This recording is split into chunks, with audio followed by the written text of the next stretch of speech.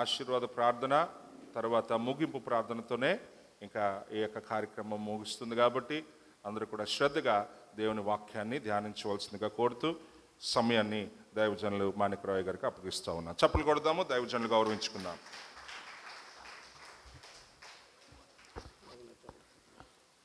హల్లెలూయా, హల్లెలూయా. దేవునికి మహిమ కలుగును గాక. ప్రియులారా, దేవుడు నాకు ఇచ్చినటువంటి శ్రేష్టమైనటువంటి సమయాన్ని బట్టి దేవాదేవునికి ప్రత్యేకమైన వందనాలు చెల్లిస్తున్నాను. అదే రీతిగా అన్ని స్థలానికి ఆహ్వానించినటువంటి దైవజనులు, స్థానిక సంఘ కాపరి గారు సంతోషయ్య గారికి ప్రత్యేకమైన వందనాలు చెల్లిస్తూ ఉన్నాను. అలాగే తండ్రి సమానులు దైవజనులు, విశాఖపట్నంలో సీనియర్ దైవజనులుగా ఉన్నటువంటి దైవజనులు పాలరాజయ్య గారికి కూడా ప్రత్యేకమైన వందనాలు చెల్లిస్తూ ఉన్నాను. ప్రియులరా, నేను మరి తమ్ముడు నేడు దినాన తమ్ముడైన మీ అయ్యగారు పెద్ద కనబడుతున్నాను, నేనే పెద్దోడిని.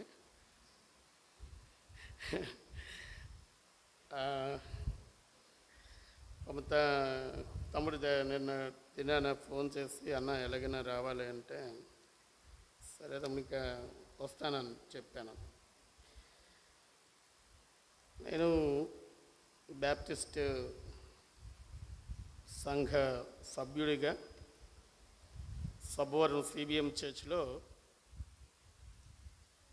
నా జీవితాన్ని నేను ప్రారంభించాను. సండే స్కూలు దశ నుండి సిబిఎం చర్చ్లో నేను ఉన్నాను. తర్వాత యవనస్తుల మధ్య నేను పరిచర్య చేశాను. సిబిఎం చర్చ్లోనే యవనస్తుడిగా ఉన్నాను. సండే స్కూల్ నడిపించాను, యవన సమాజాన్ని నడిపించాను. అదే రీతిగా సిబిఎం సంఘ కార్యదర్శిగా మా పెద్దలు అప్పచెప్పినప్పుడు ఆ బాధ్యత 2006 సంవత్సరం వరకు దాన్ని నేను కొనసాగించాను. అంకుల్ గారు నాకు బాగా తెలుసు, అంకుల్ నన్ను గుర్తుపట్టి ఉండకపోవచ్చు, కానీ ఆ దినాల్లో ఫెలోషిప్ బ్యాప్టిస్ట్ చర్చెస్ ఎఫ్బీసీలోను ఫీల్డ్ కౌన్సిల్లో ఎక్కువగా కలుసుకుని ఉండేటువంటి వాళ్ళు. ఈ సంఘానికి నేను 2 సార్లు వచ్చాను. ఈ స్థలానికి మేబీ 96, 98 అనుకుంటా యూత్ రిట్రీట్కి వచ్చాను. పిఎస్ స్వామి గారు 2005 పిఎస్ స్వామి గారు యూత్ రిట్రీట్ జరిపించినప్పుడు పిఎస్ స్వామి గారు వాక్యం చెప్పారు ఇదే స్థలంలో ఉండి. నేను ఆ చివర నేను కూర్చొని ఉన్నాను. మా యూత్ కిందనప్పుడు అప్పుడు స్థలం కూడా చాలా పెద్ద, బయటకు కూడా చైర్లు వేసి ఉంచాడు. తర్వాత ఒకసారి నేను సెక్రటరీగా ఉన్నప్పుడే సబ్బవరం సంఘ కాపరి గారిని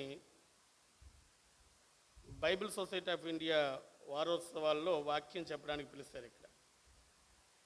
ఆ సమయంలో ఆయన తీసుకొని నేను వచ్చాను.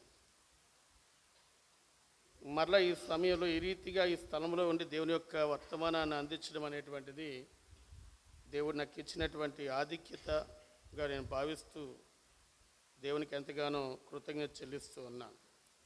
అందులో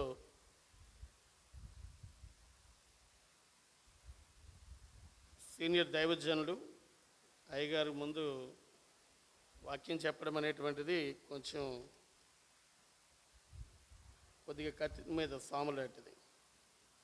ఏది ఏమైనప్పటికీ దేవుని యొక్క పిలుపు నేను అందుకొని 2006 సంవత్సరంలో దేవుని యొక్క పిలుపు మేరకు నేను ట్రైనింగ్కి వెళ్ళాను. అంతవరకు 10 సంవత్సరాలు 2006 సంవత్సరం వరకు సబ్బవరం మండలంలో ఆంధ్రజ్యోతి దినపత్రికకు నేను జర్నలిస్ట్గా పనిచేశాను. వాటన్నిటినీ విడిచిపెట్టడానికి నాకు 2 సంవత్సరాల సమయం పట్టింది. ఎందుకు 2 సంవత్సరాలు సమయం పట్టిందంటే దేవుణ్ణి నేను ఒక దినాన దేవుణ్ణి నేను అడిగాను, అయ్యా నేను నాకెందుకో ఆశగా ఉంది ఈ విలేకరిగా నేను చెయ్యాలని అన్నప్పుడు, చాలామంది కాంపిటీషన్ ఉన్నప్పుడు ఇంటర్వ్యూలో దేవుడు నా ఆశను ఎరిగి ఇంటర్వ్యూలో నన్ను సెలెక్ట్ చేశారు. 10 సంవత్సరాలు నిరాటంకంగా ఒకే దినపత్రికలో నేను పనిచేస్తాను. మీకు తెలియదేమీ లేదు, విలేకరిగా పనిచేస్తే ఎలా ఉంటుందో మీకు తెలుసు. నిత్యము కూడా జేబులో సుమారు 5,000 లేకుండా, రోజులో 5,000 లేకుండా ఉండేది కాదు. కానీ దైవ భయం కలిగి ఏ రోజు కూడా ఆ ధనాన్ని నా ఇంట్లో నేను ఎప్పుడు కూడా ఉపయోగించలేదు. అందరి దగ్గర డబ్బులు తీసుకుంటారు పోలీసులు, కానీ విలేకరులకి పోలీసులు డబ్బులు ఇస్తారు. రేషన్ డిపో నుంచి కమిషన్ వస్తుంది, హాస్టల్ నుంచి కమిషన్ వస్తుంది, ఎంఆర్ ఆఫీస్ ఎండి ఆఫీస్ నుంచి కమిషన్ వస్తుంది. కాబట్టి నెల అయ్యేసరికి జేబు నిండా దండిగా డబ్బులు ఉండేటువంటి దినాలు. నా మనస్సు దేవుని భయం చేత నింపబడినప్పుడు, ప్రభువా దీన్ని నేను వదిలేసుకోవాలి, ఎందుకంటే నీకు దూరం అయిపోతున్నాను అని నా మనస్సు పదే పదే నన్ను హెచ్చరిస్తూ ఉన్నప్పుడు 2 సంవత్సరాలు ప్రార్థనలో కనిపెట్టాను, ప్రభా ఇది నా వల్ల కావటం లేదు, దీన్ని విడిచిపెట్టడం. ఎందుకు అంటే ఇంట్లోంచి బయటకు వచ్చేటప్పుడు ఖాళీ జేబుతో మనం రావచ్చు, మన జేబులో 5 పైసలు కూడా అక్కర్లేదు. మీకు తెలియదేమో విలేకరిగా అంటే బయటికి వెళ్తే అందరూ నమస్కారం పెడతారు, మనకి ఏం కావాలన్నా ఉదయం టీ దగ్గర నుండి రాత్రి భోజనం వరకు బయట చేసేయచ్చు, మన జేబులో పైసలు ఏమి అక్కర్లేదు. అది కూడా స్టార్ హోటల్, విశాఖపట్నంలో ఉన్న స్టార్ హోటల్ అన్నింటిలో కూడా నేను తిరిగాను.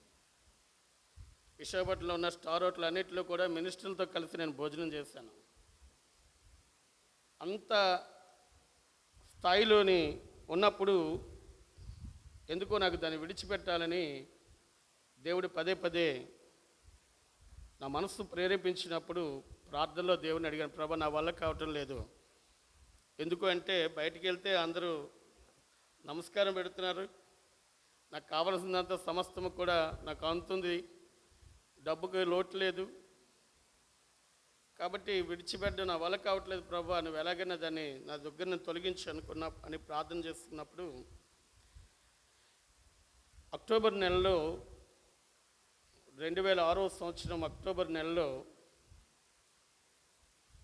ఈ విలేకరి ఆ పోస్ట్ నేను విడిచిపెట్టాను. చాలా బతిమాలాను, కానీ నేను చేయడానికి నిరాకరించి పక్కకు వచ్చేస్తాను. పక్కకు వచ్చేసిన తర్వాత మీరు నమ్మండి, దేవుని పరిచర్యకి వెళ్ళడానికి నేను సిద్ధపడ్డాను. కాకినాడ సెమినరీ సిఎల్ జాన్సన్ గారు ప్రిన్సిపల్ గారితో నేను కన్సల్ట్ చేసినప్పుడు, నాయన నువ్వు పలానా దినాన్ని రా అనగానే ఆ రోజు నాకు వెళ్ళడానికి కూడా జేబులో 5 పైసలు కూడా లేవు. అంత భయంకరమైనటువంటి పరిస్థితికి వెళ్ళిపోయాను.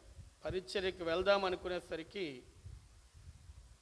నా జేబులో కాకినాడ వెళ్ళడానికి కూడా ఛార్జీకి డబ్బులు లేనటువంటి స్థితిలో ఉండిపోయాను. నేను దేవుడిని అడిగాను, ప్రభా నీ పరిచర్యకు వస్తున్నాను, ఎందుకు ఇంత భయంకరమైన పరిస్థితి ఏంటి, ప్రతిరోజు కూడా ఇన్ని డబ్బులు ఉండే నా దగ్గర. నా వెనక దగ్గర 30 మంది సబ్బోర్న్ రెసిడెన్షియల్ స్కూల్ స్టూడెంట్స్ నా వెనకాతలు ఉండేవారు. నా ఇంట్లో సెలవులు వచ్చినా సరే వారి ఇంటికి వెళ్ళేవారు కాదు. మినిమం 10 మంది భోజనం చేసేవారు నా ఇంట్లో ఆ దినాల్లో. అలాంటిది ప్రభు ఏంటి ఇలాగా అని నేను మరలా ప్రార్థన చేసుకొని దేవుని దగ్గర కనిపెట్టినప్పుడు ఆశ్చర్యరీతిగా దేవుడు మార్గం సరళం చేసి కాకినాడ పంపించాడు. కాకినాడలో బీటీ చేస్తాను నేను. బీటీ చేసి తర్వాత ఏసీటీసీకి వెళ్ళాలి, బీటీహెచ్కి వెళ్ళాలి అని ఎంట్రన్స్ ఎగ్జామ్ రాశాను. సిబిసిఎన్సిలో కాకినాడ సెమినరీ నుంచి 4 మాత్రమే సంవత్సరానికి ఎలిజిబుల్. అంటే కెనడా వారు ఆ దినాన డబ్బులు పంపించేది 4 మాత్రమే సరిపోతుంది. 4 తప్ప ఇంకా ఎక్కువ మంది పంపించేవారు కాదు. అటువంటి సందర్భంలో 8 మంది ఎగ్జామ్ క్వాలిఫై అయిన వాళ్ళు ఉన్నారు. 8 మందిలో 4 సెలెక్ట్ చేయాల్సి ఉంది.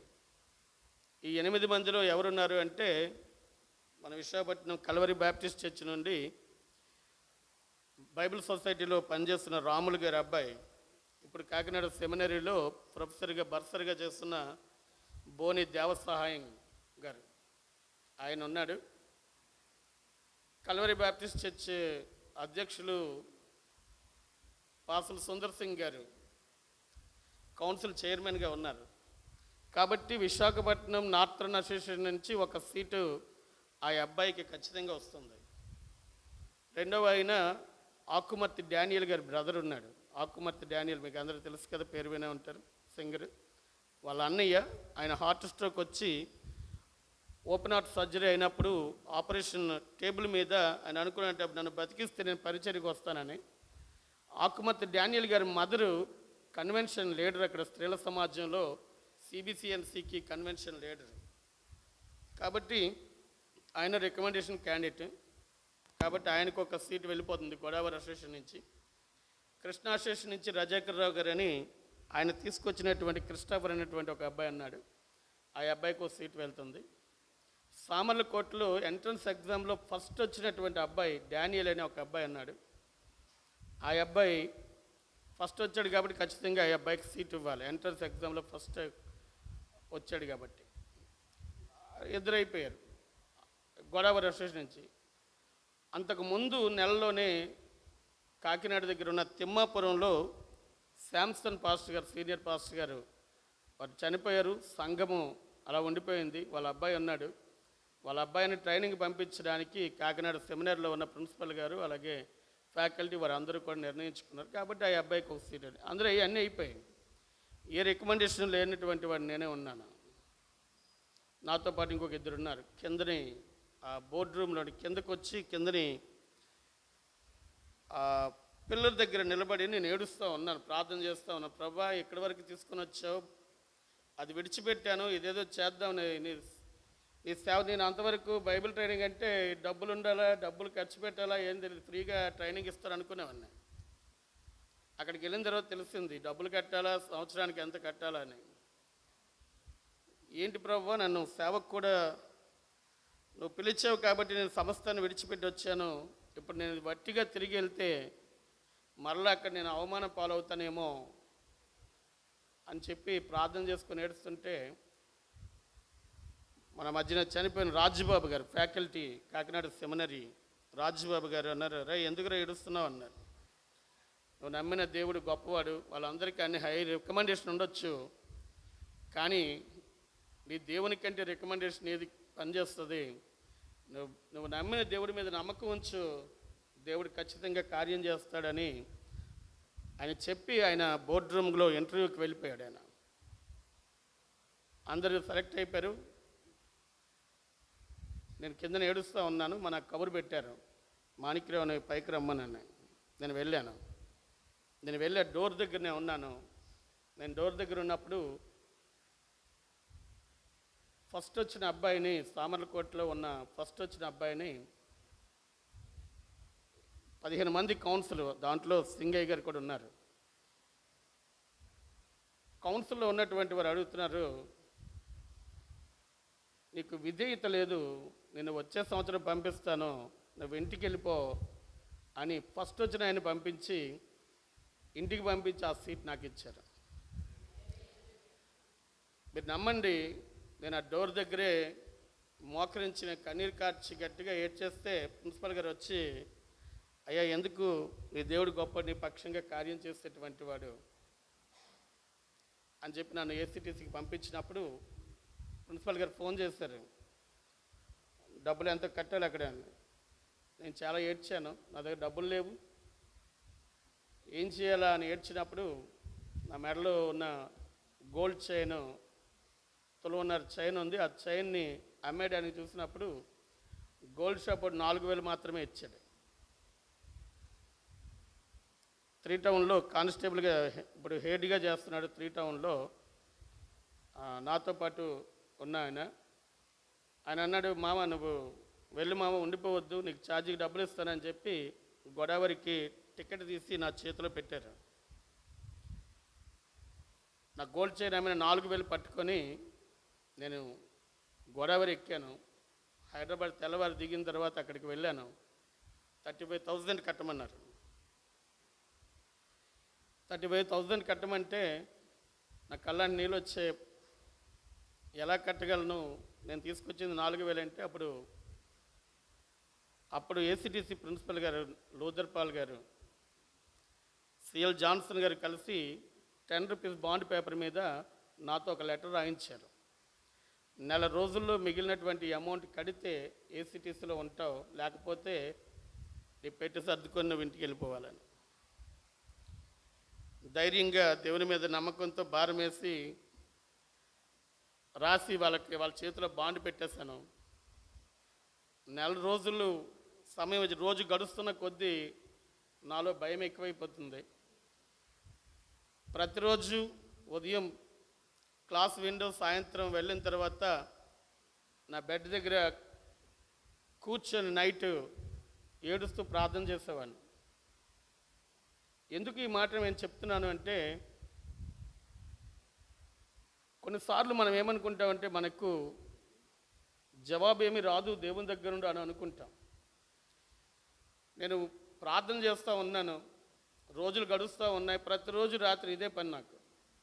అందరూ హ్యాపీగా పడుకుంటే నేను ఒక్కడే కూర్చొని ఏడుస్తూ ప్రార్థన చేస్తుండేవాడిని. 25 రోజులు అయిపోయింది. నాకు ఇంకా 5 రోజులు మాత్రమే మిగిలి ఉన్నాయి. 25వ రోజు అయిపోయిన తర్వాత 26వ రోజు ఉదయాన్నే నాకు ఒక కాల్ వచ్చింది నా ఫోన్కి.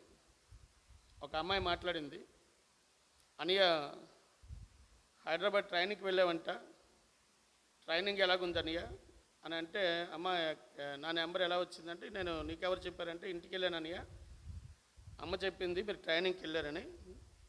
నాకు మ్యారేజ్ అయిపోయింది, నేను సిర్పూర్ కాగజ్ నగర్లో ఉంటున్నాను అనియ, నా కోసం ప్రార్థన చేయని అన్నది.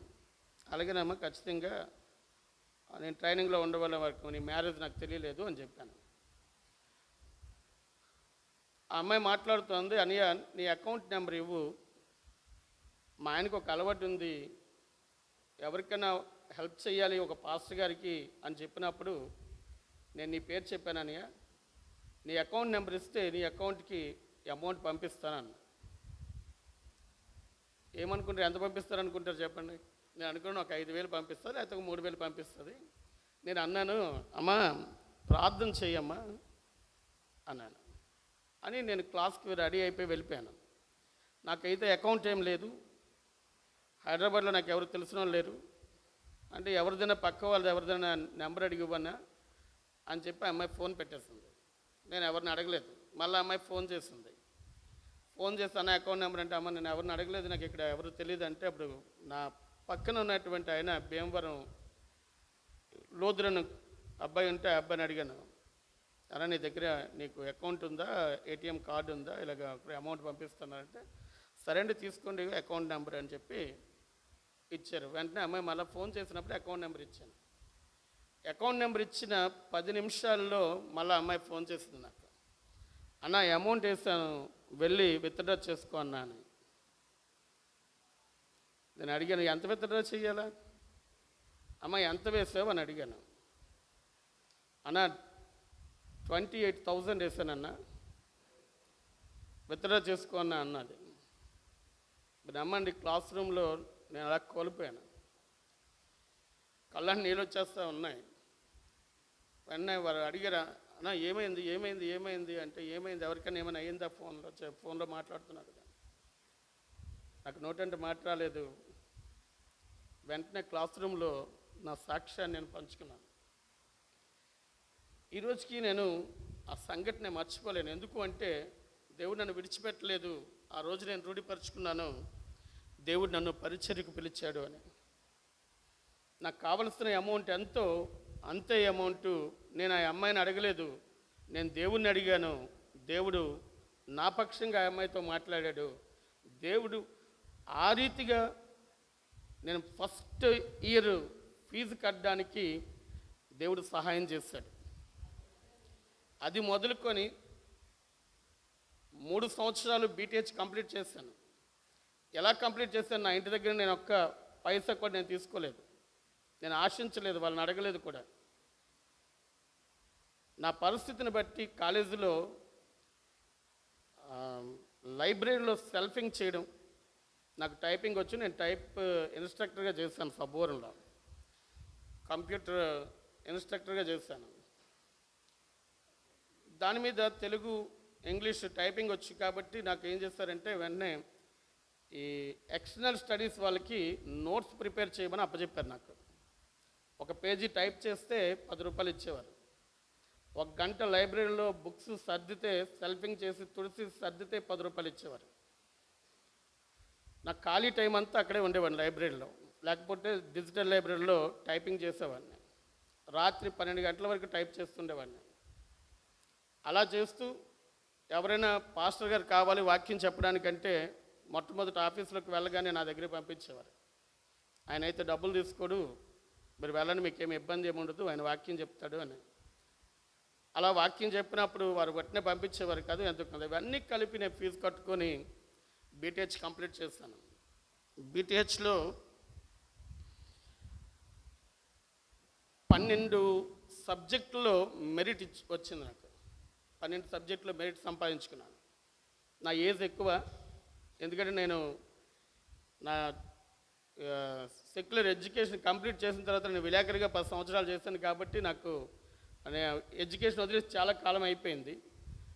మిగిలినటువంటి వారందరూ ఫ్రెష్ స్టూడెంట్స్ అనమాట. ఇంటర్మీడియట్ అయిపోగానే వచ్చి జాయిన్ అయినటువంటి వాళ్ళు ఒక్కసారి చదివితే వాళ్ళు వెంటనే చెప్పేసేవారు. కానీ నేను 10 సార్లు చదివితే వాళ్ళతో పాటు నేను రీచ్ అయ్యేవాడిని. అయినా దేవుడు 12 సబ్జెక్టులో మెరిట్ ఇచ్చాడు. ఇది చూసిన తర్వాత తాతపూడి మ్యాథ్యూస్ ఇమ్మానియల్ గారు, నేను బయటకు వచ్చేసిన తర్వాత పరిచయం చేస్తున్నాను, మరిపాలెం బ్యాప్టిస్ట్ చర్చిలో చేస్తూ ఉన్నాను. కేజే కృపానందం గారు చర్చిలో నేను చేస్తూ ఉన్నప్పుడు ఆయన ప్రిన్సిపల్గా ఉన్నారు. ఫోన్ చేశాడు, మాణిక్రావు ఎందుకు అందరూ నీతో వాళ్ళందరూ బీడీ కంప్లీట్ చేస్తారు, నువ్వు ఎందుకు కట్టలేదు అని. అయ్యా నాకు ఆ స్తోమత లేదు, నేను ఇప్పుడు చదవలేను అన్నాను. లేదు నువ్వు మెరిట్ స్టూడెంట్, నువ్వు ఖచ్చితంగా చేయాలని. అప్పటికి ఫీజు 75,000 అయిపోయింది సంవత్సరానికి. 2 సంవత్సరాలు బీడీ కోర్స్ చేయాలి. నువ్వు మార్నింగ్ బయలుదేరి హైదరాబాద్ వచ్చేయన్నారు. నా సర్టిఫికేట్ పట్టుకొని హైదరాబాద్ వెళ్ళిపోతే ఆఫీస్కి ఫోన్ చేసి మాణిక్రావు వచ్చి అడ్మిషన్ ఇవ్వండి, బీడీకి ఆయనకి డబ్బులు ఏమి అడగొద్దన్న. 2 సంవత్సరాలు ఫీజు కూడా ఆయనే కట్టాడు, నేను 5 పైసలు కూడా కట్టలేదు. ఆ రీతిగా దేవుడు నన్ను పరిచర్యలో వాడుకున్నాడు. ఎందుకు ఈ మాట చెప్తాను, మిమ్మల్ని బలపరచాలనేటువంటి ఉద్దేశంతో ఈ సమయాన్ని నేను వాడుకున్నాను. చాలాసార్లు మన ఆత్మీయ జీవితంలో మనం ఏమనుకుంటామంటే, దేవుని సహాయం కోరేటప్పుడు ఈరోజు ప్రారంభ దినం అనుకుంటారు. ఈ ఉపవాస దినాలు ప్రారంభంలో ఉన్నటువంటి మనం ఈ 6 దినాలు కూడా మీరు ఆధ్యాత్మికమైనటువంటి పరిపుష్టిని మీరు సాధించాలి అంటే, మీరు ఆధ్యాత్మికంగా బలపరచబడాలి అంటే, దేవుని మీద మీకున్నటువంటి విశ్వాసాన్ని, నమ్మకాన్ని మరింత బలపరుచుకోవాల్సినటువంటి అవసరం ఉంది.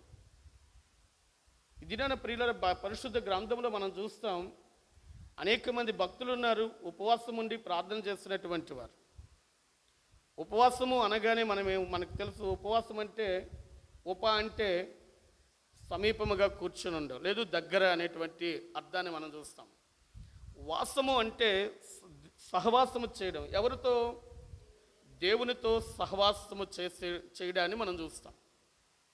ఈ దినాన మనము జ్ఞాపకం చేసుకుందాం. ఈరోజు ప్రారంభ దినాన కొద్దిగా ఈరోజు ఉపవాసం కోసం కొద్దిసేపు మనం మాట్లాడుకున్నప్పటికీ, మిగిలినటువంటి రేపటి దినాన దేవుని సన్నిధిలో మిమ్మల్ని మరింత బలపరచడానికి ప్రయత్నం చేయడానికి నేను ప్రయత్నం చేస్తాను. ఈ దినాన మొట్టమొదట మనం ఉపవాసము ఎందుకు చేయాలి, ఎందుకు మనం ఉపవాసం ఉండాలి, ఉపవాసం ఉండాల్సినటువంటి ఆవశ్యకత ఏంటి అనేటువంటి సత్యాన్ని మనం తెలుసుకోగలిగితే, ఈ మిగిలిన దినాలు దేవుని సన్నిధిలో మీరు మరింత బలపరచబడ్డానికి ఉపయోగకరంగా ఉంటుంది అని నేను ఈ మాటలు మీతో మాట్లాడుతూ ఉన్నాను. కాబట్టి మొదటి దినాన అసలు ఉపవాసము ఉండటం వలన మనకి ఏమొస్తుంది, మనకి ఏమి లాభం కలుగుతుంది అనేటువంటి విషయాన్ని మనం తెలుసుకోవాలి. మనం చూస్తే ఉపవాసము అంటే మనకు తెలిసింది ఒకటే, పరిశుద్ధ గ్రంథములో తెలియపరిచినటువంటి రీతిగా 3 రకాలైనటువంటి ఉపవాసాలు మనకు కనిపిస్తాయి. ఒకటి సాధారణమైనటువంటి ఉపవాసం, ఆహారాన్ని మానివేసి ఉండడం. రెండవది మనం చూస్తున్నప్పుడు ఆహార పానీయాలు 2 కూడా మానేసి ఉపవాసం ఉండేటువంటి విధానం. మూడవది పాక్షికమైనటువంటి ఉపవాసం.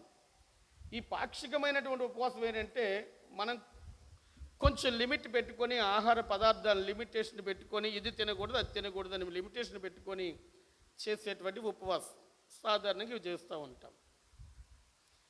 ఈ దినాన ప్రియ దేవుని యొక్క సంఘమా, ఈరోజు దేవుని యొక్క సన్నిధిలో చేరినటువంటి మనం ఈ ఉపవాస దినాల్లో ఒక మంచి తీర్మానం తీసుకోవాలి అని నేను ఆశపడుతూ ఉన్నాను. ఈ ఉపవాసం ఉన్నటువంటి దినాల్లో ఉపవాసం ఉండేటప్పుడు అయ్యగారు మీకు బోధించే ఉంటారు చాలాసార్లు. ఉపవాసం ఉండి ప్రార్థన చేయకపోతే మనం బలపరచడం మాట దేవుడెరుగు, కానీ మనలో సాతాను బలపడడం మాత్రం ఎక్కువైపోతుంది. ఉపవాసం ఉండి ప్రార్థన చేయకపోతే, మనం ప్రార్థనలో ఉండకపోతే మనం ఉపవాసం ఉండడం కూడా అనవసరం అనేటువంటి విషయాన్ని నేను మీకు తెలియపరుస్తూ ఉన్నాను. అయ్యగారు చెప్పినటువంటి దానిలో మనము ఇచ్చిన ఆ పాంప్లెట్లో నేను ఒకటి చూసి చాలా సంతోషించాను. సాయంత్రము ఉజ్జీవ సభ, ఉదయం 11 గంటల నుంచి ఏం చెప్పారు? విజ్ఞాపన ప్రార్థన. ఆ మాట చదివినప్పుడు నేను చాలా సంతోషించాను. ఆ విజ్ఞాపన ప్రార్థన సాయంత్రం జరిగేటువంటి ఆరాధనలో దేవుడు మనతో మాట్లాడడానికి అది ఎంతో ఉపయోగకరము. నేను నిజంగా ఆ మాట నేను చూసినప్పుడు చాలా దేవుని స్తుతించాను, సంతోషించాను. ఈ కూడిక సంఘానికి ఎంతో ఆశీర్వాదకరంగా ఉండాలని, దేవుని యొక్క సన్నిధిలో ప్రార్థన చేసేటప్పుడు మన ఆహారాన్ని విడిచిపెట్టడం మాత్రమే కాదు, ఈరోజు దేవుని యొక్క సన్నిధిలో ఉపవాసం ఉండేటప్పుడు మనము దేన్ని విడిచిపెట్టి ప్రార్థన చేస్తున్నాం, దేన్ని విడిచిపెట్టి మనము ప్రార్థనకు వస్తూ ఉన్నాం.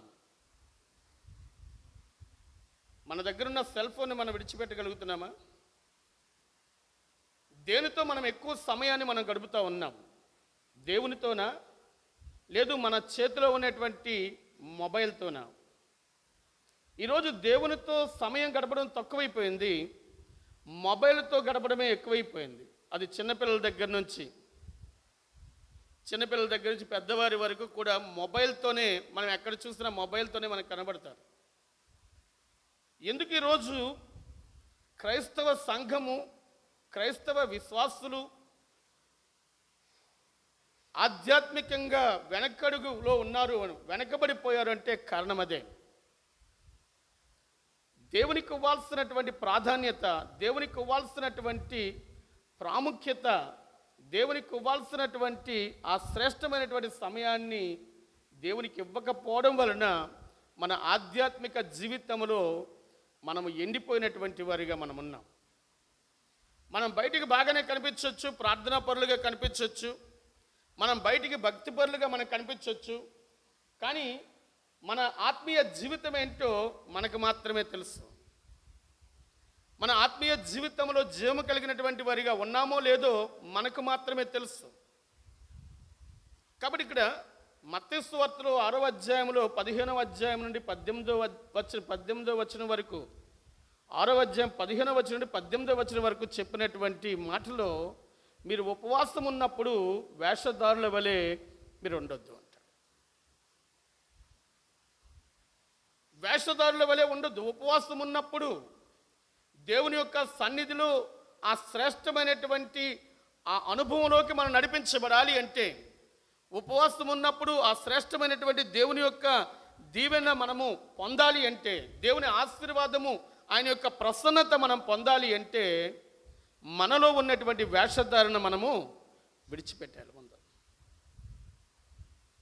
మీరు చూడండి, సంఘంలో నేను గమనిస్తూ ఉన్నాను, నా సంఘంలో దీనికి ఏమీ భయపడాల్సిన అవసరం ఏమీ లేదు. విశాఖపట్నం సంఘంలో సబ్బోరంలో నాది ఇండివిజువల్ మినిస్ట్రీ సబ్బోరంలో, మరిపాలెంలో బ్యాప్టిస్ట్ చర్చిలో నేను చేస్తూ ఉన్నాను. ఉపవాస ప్రార్థన, సంపూర్ణ రాత్రి ప్రార్థన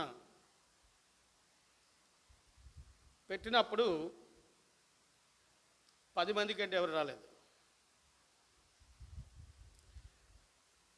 2వ నెల పెట్టాను, ఖచ్చితంగా అందరినీ రప్పించాను.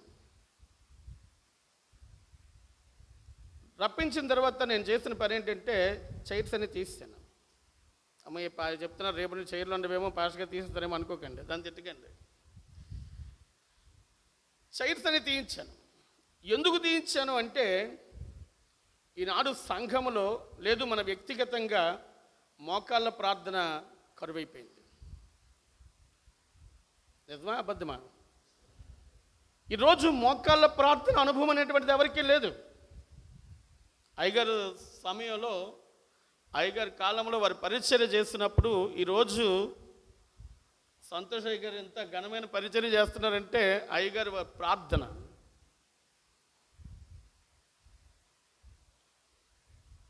వారు చేసిన పరిచర్య, వారు ఎంత దూరం వెళ్ళి సువార్త పరిచర్య చేశారో, వారి మోకాళ్ళ మీద ఉండి ఎంతగా వారిని ప్రార్థించారో, ఆ ప్రార్థన ఫలితమే ఈరోజు ఈ దినాన దేవుని యొక్క సన్నిధిలో ఈరోజు ఆ మోకాళ్ళ అనుభవం కరువైపోయింది. ఈరోజు ఎందుకు మనకు భక్తిహీనత, ఎందుకు మనకు ఆధ్యాత్మిక జీవితంలో ఆధ్యాత్మిక లేమి అనేటువంటిది ఎందుకు వస్తుంది అంటే, మోకాళ్ళ మీద ప్రార్థన చేయడం మనము మర్చిపోయాం. ఈరోజు ప్రార్థన అంతా ఎక్కడ? కూర్చొని ప్రార్థనే. అవునా కాదు చెప్పండి? కూర్చొని ప్రార్థనే, మోకరించడం. ఒకవేళ కష్టపడి మోకరించినా వెంటనే కూర్చుండిపోతాం.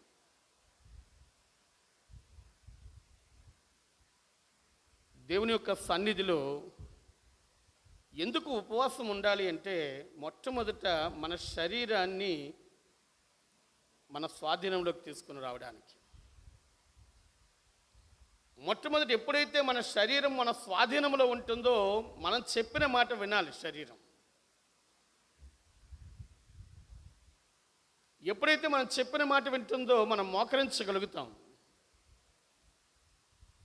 నువ్వు ఎప్పుడైతే మోకాళ్ళ మీద ఉండి నువ్వు మోకరించి నువ్వు ప్రార్థన చేయగలుగుతావో, దేవుని సన్నిధిలో శ్రేష్టమైనటువంటి కార్యాలు మనం చూడగలుగుతాం. దేవుని సన్నిధిలో వచ్చేటువంటి ఆశీర్వాదమే వేరు. ఈరోజు దేవుని యొక్క సన్నిధిలో ఎందుకు ఉపవాసం మనం ఇక్కడ చేరవచ్చిన మీ అందరిని ఒక ప్రశ్న అడుగుతా ఉన్నాను. ఏం కావాలని మనము ఉపవాసం చేస్తూ ఉన్నాము? ఇప్పుడు దేనికోసం ఉపవాసం? అయ్యగారు ఉపవాస ప్రార్థనలు పెట్టారు, ఆయనకు ఒక ఉద్దేశం ఉంది. ఈరోజు ఇక్కడ ఉన్న ఉపవాసం ఉన్నటువంటి మనము దేని కొరకు ఉపవాసం ఉన్నాం? చాలాసార్లు మనం ఉపవాసం దేనికుంటామంటే, మన బిడ్డలకు ఉద్యోగాలు రావాలనో, లేకపోతే వారి చదువులో ఉన్నతమైనటువంటి స్థితిలో ఉండాలనో, లేదు వారి వివాహాల కొరకో, లేకపోతే మన ఇంటిలో ఉన్నటువంటి అవసరతల కొరకు మనం ఉపవాసం ఉండేటువంటి వారు. అంతే కదండి, సాధారణంగా దీనికే ఉంటాం మనం. ఎప్పుడైనా మన ఆధ్యాత్మిక జీవితంలో మనం బలపరచబడ్డానికి ఉపవాసం ఉన్నామా? మన ఆధ్యాత్మిక జీవితంలో ప్రభువా నన్ను ఆధ్యాత్మికంగా మరింత నేను బలపరచబడాలి అని, ఆధ్యాత్మికంగా మరింత లోతైనటువంటి అనుభవంలోకి నేను నడిపించబడాలి అని, నా కుటుంబం ఇంకా ఆధ్యాత్మికంగా ఎదగాలి అని, ఆధ్యాత్మికంగా బలపరచబడాలని ఉపవాసం ఉన్నటువంటి వారు చాలా కొద్ది మందిగా ఉన్నారు. ఈరోజు దేవుడు నీ నుండి కోరుకునేది ఏంటి అంటే, మన వ్యక్తిగతమైనటువంటి అవసరతల కొరకు కాదు, దేవుని సన్నిధిలో నువ్వు ఆధ్యాత్మికమైనటువంటి బలాన్ని నువ్వు పొందుకుంటే మనకు కావలసినటువంటి వ్యక్తిగతమైనటువంటి అవసరతలు వాటంతటా వాటిని దేవుడు తీర్చేవాడిగా ఉంటాడు. అందుకే మొదట ఆయన అన్నాడు, మొదట ఆయన రాజ్యమును ఆయన నీతిని మొదట వెతకాలి. ఎప్పుడైతే ఆయన రాజ్యాన్ని ఆయన నీతిని మనం వెతుకుతామో నీకు కావలసినటువంటి సమస్త అవసరతలు ఆయన ఎరిగినటువంటి వాడు. ఆయన ఖచ్చితంగా వాటిని నెరవేర్చేటువంటి వాడే. ఈరోజు మన ఆధ్యాత్మిక జీవితంలో మనము ఎలాగూ దేవునితో మనం ప్రయాణం చేస్తూ ఉన్నాం, ఎలాగూ దేవునితో మనం నడవగలిగేటువంటి వారిగా మనం ఉంటా ఉన్నాం, ఎలాగూ మనము ఆయనతో సహవాసం చేసేటువంటి వారిగా మనం ఉంటున్నాం. ఉపవాసం అనేటువంటిది, ప్రార్థన అనేటువంటి చాలా ప్రాముఖ్యమైనది. ఆ ప్రార్థనకు ఉపవాసం అనేటువంటి తోడైతే, మన బైక్ ఉంది కదా, లేదా మన కారు ఉంది కదా, ఆ కారు ముందుకు వెళ్ళాలి అంటే దానిలో ఏం కావాలా? పెట్రోల్ కావాలా? ఈరోజు నీ ప్రార్థన దేవుని యొక్క సన్నిధిలో నుండి దేవుని యొక్క కార్యాన్ని నీ జీవితంలో, నీ కుటుంబంలో, లేదా నీ సంఘంలో జరిగించబడాలి అంటే ఉపవాసం అనేటువంటి పెట్రోల్ అవసరం దానికి. లేదు ఒక చెట్టు ఏపుగా ఎదగాలి అంటే ఇదిగో దానికి వేరు ఎంత ప్రాముఖ్యమో, ఒక చెట్టుకు వేరు ఎంత ప్రాముఖ్యమో సంఘములో ఉన్నటువంటి విశ్వాసికి ఉపవాస ప్రార్థన అనేటువంటిది అంత ప్రాముఖ్యమైనటువంటిది. ఈ దినాన ప్రియ దేవుని యొక్క సంఘమా, దేవుని సన్నిధిలో చేరినటువంటి మనము మనం తగ్గించుకొని దేవుని సన్నిధిలో ఉపవాసం ఉండి ప్రార్థన చేస్తున్నప్పుడు దేవుడు నీతో మాట్లాడతాడు. దేవుడు నీతో మాట్లాడతాడు. చాలాసార్లు మనం అనుకుంటాం, నేను కూడా అలాగే అనుకున్నాను, కూర్చొని కాంగ్రిగేషన్లో కూర్చొని ఉన్నప్పుడు దైవ సేవకులు ఇక్కడ నుంచొని వాక్యాన్ని చెప్తా ఉన్నప్పుడు దేవుడు మాట్లాడుతాడు అంటే నేను చాలాసార్లు ఎగతాళి చేసినటువంటి వ్యక్తిగా నేను ఉన్నాను. ఓ దేవుడు మాట్లాడతాడంట, ఏం మాట్లాడతాడు దేవుడు, ఎలా మాట్లాడతాడు దేవుడు అనుకునేటువంటి వెనక్కి కూర్చొని దైవజనులు ఇక్కడ వాక్యం చెప్తుంటే నా మనస్సులో అనుకునేటువంటి, నవ్వుకునేటువంటి స్థాయిలో ఉన్నాను ఒక దినాన. కానీ అది నా అనుభవంలోకి వచ్చినప్పుడు, దాన్ని నేను అనుభవించినప్పుడు దేవుడు ఎంత శక్తిమంతుడో, దేవుడు ఎంత ఆయన కృప కలిగినటువంటి వాడో మనకు అర్థమవుతుంది. మనకు తెలుసు, యెషయా గ్రంథము 6వ అధ్యాయంలో ప్రవక్త అయినటువంటి యెషయా మాట్లాడతాడు. అంతవరకు ఆయన ఎంతో పరిచర్య చేస్తాడు, ఆయన ఎంతగానో ప్రవచించినటువంటి వాడిగా ఉన్నాడు. కానీ ఆ దినాన అత్యున్నత సింహాసనం మీద ఆసీనుడైనటువంటి ఆ దేవాది దేవుని చూడగలిగినప్పుడు ఒక మాట అంటాడు అక్కడ, అయ్యో నేను అపవిత్రమైన పెదవులు గలవాడును, అపవిత్రమైన జనుల మధ్య నేను నివసించేవాడను అని ఒప్పుకుంటా ఉన్నాడు. అంతకుముందు పరిచర్య చేయలేదా? అంతకుముందు ప్రార్థన చేయలేదా? అంతకుముందు అనేక మందిని బలపరచలేదా? కానీ ఆ దినాన దేవుని యొక్క ప్రసన్నత చూసినప్పుడు, దేవుని యొక్క ప్రత్యక్షతను చూసినప్పుడు, తన పాపము ఎలాంటిదో ఆ పరిశుద్ధుడైనటువంటి దేవుని చూసినప్పుడు తాను ఎలాంటి వాడో అక్కడ మాట్లాడుతూ ఉన్నాడు. ఈరోజు ఇక్కడ కూర్చున్నటువంటి మీరు అందరూ కూడా ఈ 6 దినాల్లో దేవుని యొక్క ప్రసన్నత, ప్రత్యక్షత మీరు చూడాలి. వట్టిగా వచ్చి వెళ్ళిపోయేటువంటి వారిగా కాదు. నేను ఎప్పుడు మా సంఘంలో చెప్తాను, దేవుని మందిరానికి వచ్చేటప్పుడు ఎలా రావాలా? ఖాళీ పాత్రగా రావాలా. వెళ్ళేటప్పుడు నింపబడినటువంటి వారిగా మనం వెళ్తాం. వచ్చేటప్పుడే నిండుగా మనం వస్తే ఎక్కడైనా మనం ఏమి మోసుకొని వెళ్ళలేం. కాబట్టి దేవుని మందిరానికి వచ్చేటప్పుడు, దేవుని దగ్గరకు వచ్చేటప్పుడు, దేవుని దగ్గర మనం మోకరించేటప్పుడు ఖాళీ పాత్రగా నువ్వు మోకరిస్తే దేవుడు నింపుతాడు. మనము నిండుగా వచ్చి దేవుని సన్నిధిలో ప్రార్థన చేస్తే నింపడానికి అక్కడ ఏమీ లేదు. ఎంత పోసినా ఏమవుతుంది? నిండు కొండలో ఏమేసినా బయటకు పోతుంది తప్ప దానిలో ఏమీ ఏమడతావు. ఈరోజు మన హృదయాలు కూడా ఖాళీ పాత్రగా నువ్వు దేవుని యొక్క సన్నిధికి 6 దినాలు వస్తే, ఈ 6 దినాలు ఖాళీ పాత్రగా నువ్వు బయలుదేరినప్పుడు ప్రార్థన చేయి, ప్రభా ఇదిగో ఖాళీ పాత్రగా నేను వెళ్తున్నాను, నన్ను వట్టిగా నా ఇంటికి మరలా నువ్వు తీసుకురావద్దు, నువ్వు వట్టిగా తీసుకురావద్దు. దేవుని యొక్క ఆత్మీయమైనటువంటి మేళ్ల చేత, దేవుని వాక్యం చేత దేవుడు నిన్ను బలపరిచే పంపిస్తాడు తప్ప నిన్ను వట్టిగా ఎప్పుడు కూడా దేవుడు పంపించడు. ఈరోజు దేవుని యొక్క సన్నిధిలో మనం జ్ఞాపకం చేసుకుందాం. మన ప్రార్థనా జీవితాన్ని కొంచెం లోతైనటువంటి అనుభవంలోకి పంపించాలి. లూకాసు వార్త 5వ అధ్యాయంలో, బైబిల్ తీయొద్దు, మనకు తెలిసినవే కదా నేను మాట్లాడుతున్నాను. లూకాసు వార్త 5వ అధ్యాయంలో ఓ సంఘటన మనకు కనిపిస్తుంది. యేసుక్రీస్తు ప్రభు వారు అక్కడ జనసమూహం అక్కడ వచ్చినప్పుడు వారికి బోధించడానికి వారు మీద పడిపోతుంటే ఆ ధోనిలోకి ఎక్కాడు. ఎక్కి వారి బోధించడం చాలించిన తర్వాత ఆ ధోని అక్కడ అంటాడు, అయ్యా నీ ధోనిను కొంచెం లోతునికి నడిపించు. అక్కడ అయిపోయిన తర్వాత వారి అవసరత గుర్తించినటువంటి ప్రభు ధోనిని కొంచెం లోపలికి వెళ్ళిన తర్వాత అక్కడ అంటాడు, ఇప్పుడు నువ్వు వలవేయి అని చెప్పాడు. అక్కడ పేతురు ఏమన్నాడు అక్కడ, అయ్యా మేము రాత్రంతా శ్రమ పడ్డామయ్యా, ఒక్క చేప కూడా. మనం వల ఎక్కడ వేస్తాము అంటే ఒడ్డున వల వేస్తాం. మన ఆలోచన ఏంటి అంటే పిత్తపరుగులు పట్టడానికే మనం ప్రయత్నం చేస్తాం.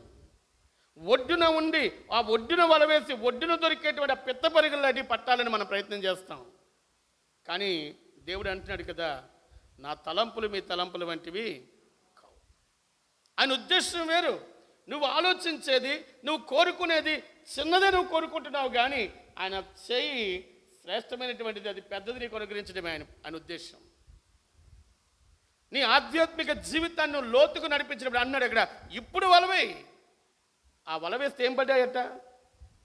విస్తారమైనటువంటి చేపల రాశిని చూడడం వారు చూస్తారు.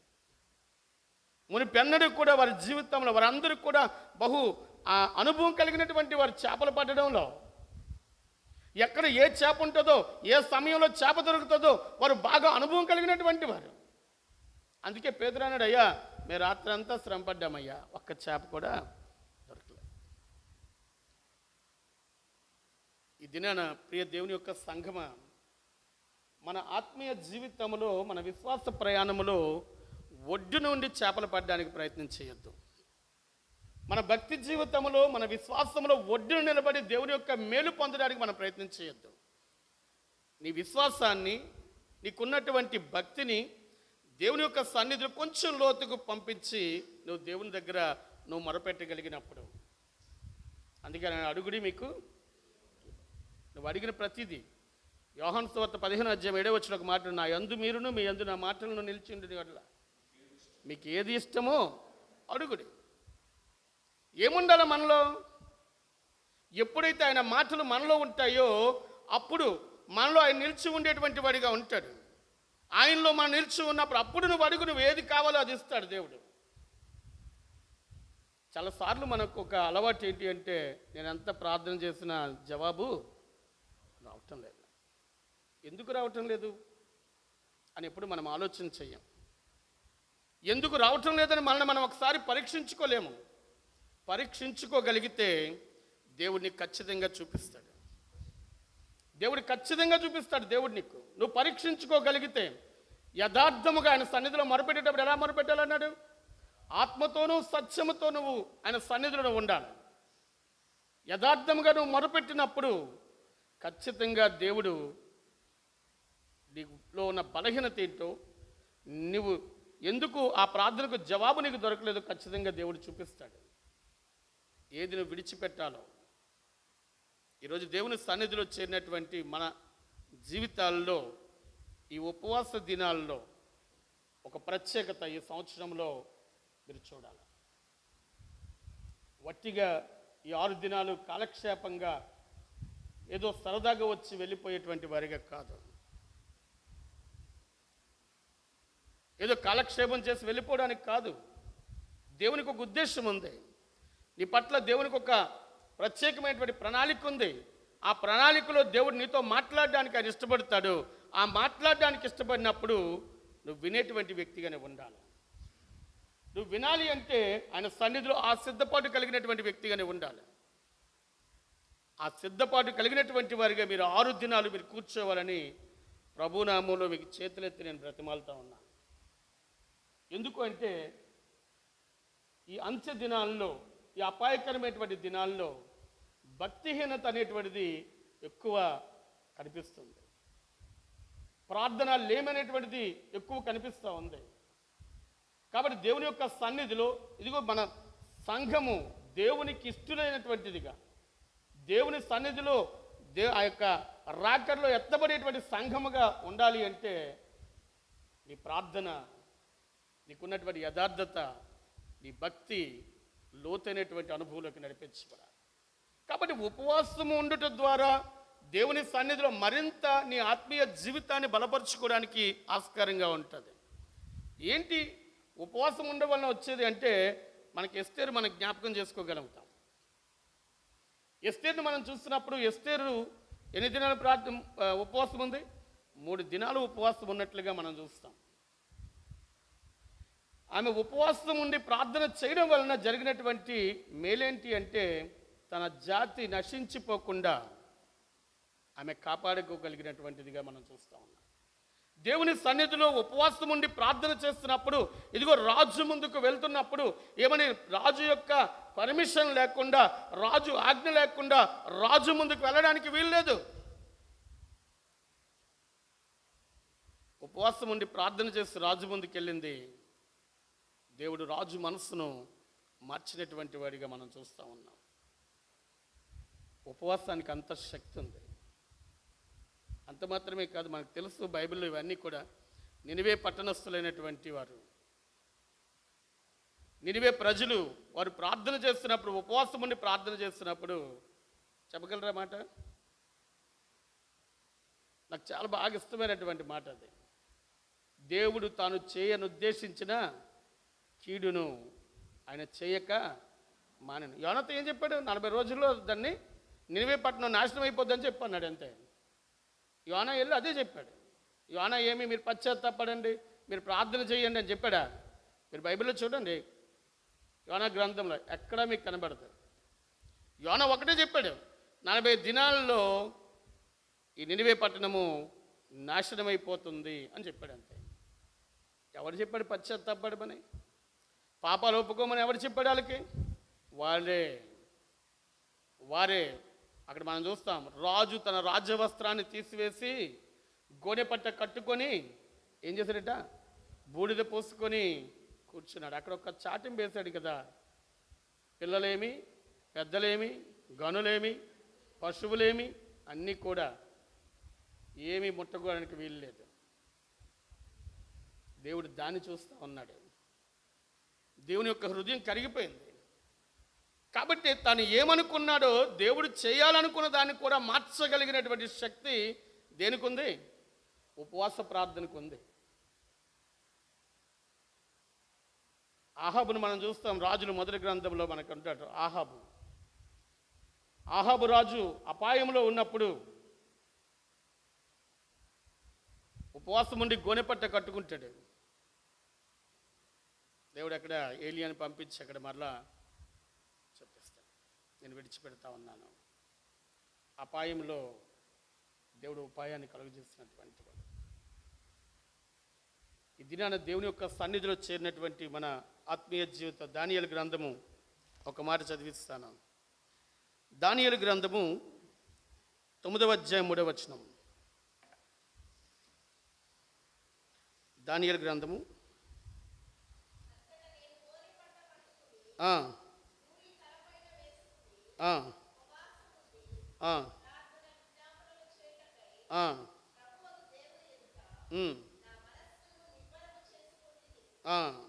చూడండి, ఇక్కడ ఏమంటాడు?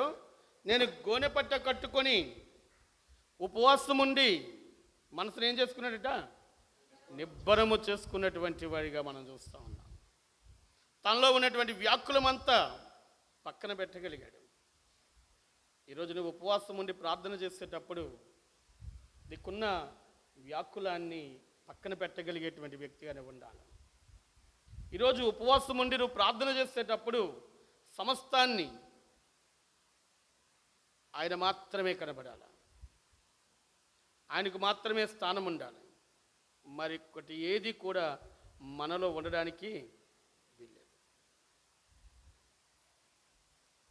మనం కీర్తన గ్రంథంలో చూస్తాం, 73వ కీర్తనలో 81వ కీర్తనలో మనం చూస్తాం, అయ్యో ఇశ్రాయేలు, నేడు నీవు ఆయన మాట విని ఎడల ఎంత మేలు అంటాడు. ఆయన మాట వినాలి. ద్వితీయోపదేశకాండం కూడా మనం చూస్తాం, ఆయన మాట మీరు శ్రద్ధగా విని ఎడల అనేటువంటి మాటను మనం చూస్తాం. ఈ దినాన దేవుని యొక్క సన్నిధిలో చేరినటువంటి మనం జ్ఞాపకం చేసుకుందాం. ఇక్కడ యోబేలు గ్రంథంలో 2వ అధ్యాయంలో చెప్పబడినటువంటి మాట 12వ వచనంలో చెప్తాడు. ఇప్పుడైనను మీరు ఉపవాసం ఉండి ఏం చేయాలట? కన్నీరు విడుచుచు దుఃఖించుచు చెప్పాలి మీరు. తర్వాత ఏముంది అక్కడ? మనపూర్వకంగా అదే ప్రాముఖ్యమైన తిరిగి నా యొద్దకు రావాలి. ఎలా రావాలంటున్నాడు? దేవుని దగ్గరకు వచ్చినప్పుడు కన్నీరు విడుస్తూ దుఃఖిస్తూ మనఃపూర్వకముగా రావాలి, సనుక్కుంటూ కాదు. పాస్టర్ గారికి పని లేనట్టుంది, ఈ టైంలోనే అందులో వర్షం ఒకటి పడుతుంది, చినుకులు ఒకటి పడుతున్నాయి, బాధలను ఇప్పుడేమి వెళ్తాం సనుక్కొని కాదు. నువ్వు దేవుని దగ్గరకు వచ్చేటప్పుడు ఎలా రావాలట? మనఃపూర్వకంగా రావాల, కన్నీరు విడుచుచు.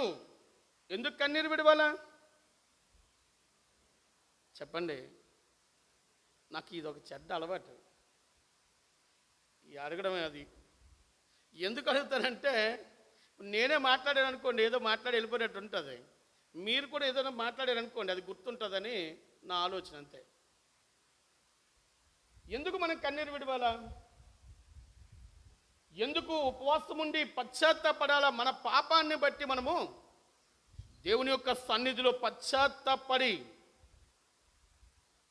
ఇంకో ప్రశ్న అడుగుతా ఉన్నాను, ముందు మనకు మారు మనసు వస్తుందా, పశ్చాత్తాపం వస్తుందా?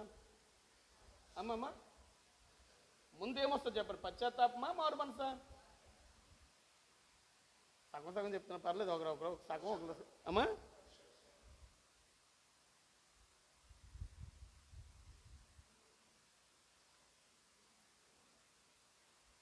మళ్ళీ చెప్పండి. పశ్చాత్తాపం వస్తుంది, మారు మనసు వస్తుంది. కొంతమంది అది చెప్తున్నారు.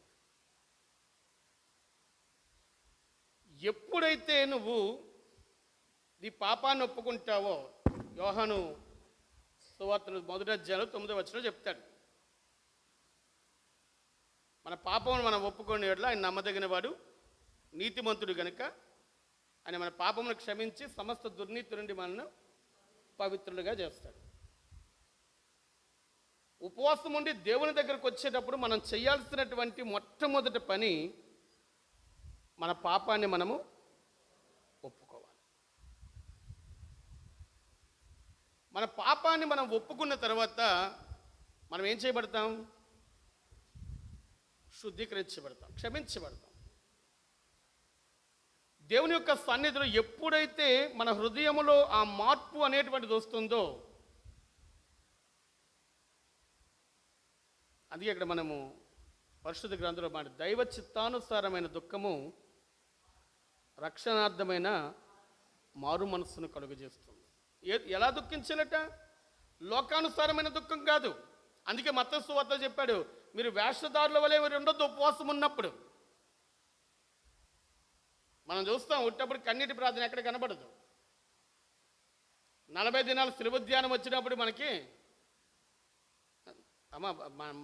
మనము విమర్శించుకోవాలి. విమర్శించుకోకపోతే పంచదు. విమర్శించుకోకపోతే మనము దేవుని యొక్క తీర్పులోకి మనం వెళ్తాం. ఒకడు విమర్శించుకున్నప్పుడు నువ్వు తీర్పులోకి రాకుండా ఉంటావని దేవుని యొక్క వాక్యం చెప్తుంది. మనం చేసేది ఏంటి అంటే, శిలువ ధ్యానాలు వచ్చేసరికి 40 దినాలు ఎక్కర్లేని భక్తి వచ్చేస్తుంది మనకి ఆ నల్లబట్టలు వేసుకున్నోడికి తేడా ఏంటి? ఈరోజు దేవుడు దాన్ని కోరుకోవట్లేదు నీ నుండి. దేవుడు నీ నుండి కోరుకునేది, నువ్వు ఎప్పుడూ కూడా దేవుడు మనకు ఒక నియమం ఇచ్చాడు. ఏంటి అంటే, ఆయన మాట్లాడినటువంటి వాటి, నేను పరిశుద్ధుడిని కనుక మీరును. ఎప్పుడు ఒకసారి మనం కడగబడి సరిపోతుందా? పరిశుద్ధత వచ్చేసి సరిపోతుందా? లేదు. అది మన జీవితాంతము కూడా మనం పరిశుద్ధపరుచుకుంటూనే ఉండాలి. ఇది మనకి దేవుడు మనకు అనుగ్రహించిన నియమం. ఎలాగో అంటే, ఆయన రక్తములో మనం కడగబడుతూ ఉండాలి. ఈరోజు దేవుని యొక్క సన్నిధిలో ఉపవాస ప్రార్థన, ఇదిగో మనలో ఉన్నటువంటి అవిధేయత ఏంటో, ప్రభు ఇదిగో నాలో ఉన్నటువంటి భక్తిహీనత ఏంటో, నేను ఎక్కడ పడిపోయానో, ఎక్కడ నేను జారిపోయానో, ఇదిగో దాన్ని నాకు నువ్వు చూపించాలి. ఈ ఉపవాస ప్రార్థన మీకు ఎందుకు ఉపయోగకరము అంటే, ఎందుకు దీవెనకరము అంటే, ఎందుకు ఆశీర్వాదకరం అంటే, ఇదిగో అనిశ్చితంగా ఉండిపోయినటువంటి మన జీవితంలో మరలా దేవుని సన్నిధిలో మనం పరీక్షించుకోవడానికి ఉపయోగపడుతుంది. ఈ ఉపవాసం ఎందుకు నీకు ఉపయోగం అంటే దేవుని సన్నిధిలో మనము ఆ జారిపోయినటువంటి జీవితంలో నుండి దేవుడు మనల్ని బయటకు తీసుకొని రావడానికి, మనం ఒప్పుకున్నప్పుడు ఆ మార్పు, ఆ పశ్చాత్తాపం ఏం చేస్తుందంటే దైవ చిత్తానుసారమైనటువంటి దుఃఖము, రక్షణార్థమైనటువంటి మారు మనసును కలుగజేస్తుంది. ఈరోజు మనకు వేషధారణ కలిగినటువంటి దుఃఖం మనకొద్దు. దాన్ని దేవుడు మన నుండి కోరుకోవట్లేదు, యథార్థత. అందుకే మనము దేవుడు యోబు కొరకు మాట్లాడినప్పుడు ఏమన్నాడైనా, ఊజు దేశమందు యోబు అనే ఒక భక్తిపరుడు ఉన్న అతను ఎలాంటి వాడట, యథార్థవంతుడు. యథార్థవంతుడు. దేవుడు సాక్ష్యం చెప్తా ఉన్నాడు, యోబు కొరకు సాక్ష్యం చెప్తాడు. ఆ యథార్థత కావాలి ఈరోజు. ఎందుకు యథార్థత? 15వ అధ్యాయం, కీర్తన 15వ అధ్యాయంలో మనం ఉంటుంది. ఆ యథార్థత దేని పని చేస్తుందంటే దేవుని యొక్క ఆ సన్నిధిలో నువ్వు అతిథిగా నిన్ను ఉంచగలుగుతుంది. ఆయన పర్వతం మీదకి ఎక్కదగినటువంటి వాడు ఎవడు?